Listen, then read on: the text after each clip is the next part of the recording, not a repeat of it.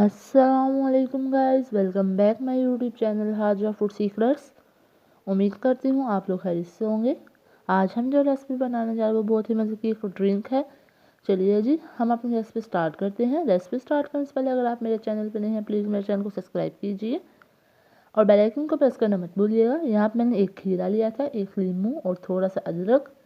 इन सब चीज़ों को मैंने काट लिया। खीरे को मैंने गोल गोल स्लाइसेस में काट लिया है और नींबू को मैंने दरमियान में से 2 पीसेस कर लिए। अदरक को मैंने छोटे छोटे टुकड़ियों में काट लिया है।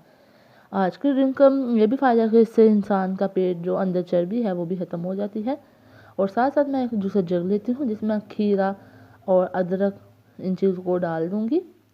और साथ साथ मैं हाफ कप यानी थोड़े से पुदीने के पत्ते ले लूँगी, इसे भी ऐड कर देंगे और इसे अच्छे से ब्लेंड कर लेंगे।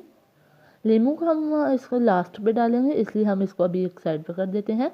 और अभी मैं खीरे में 1 गिलास पानी डाल के अच्छे से इसे जूसर मशीन में इनको ब्लेंड कर लूँगी।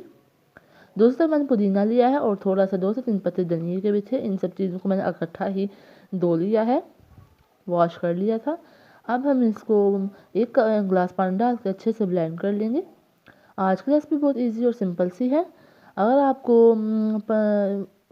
पेट में गैस है तो आप इसका ज़रूर इस्तेमाल कीजिए और इसके अलावा आप इसे सुबह शाम पीजिए। इंशाल्लाह आपको जिस्म में बहुत ही ज़्यादा फ़र्क, मोटापे से जान छूट जाएगी।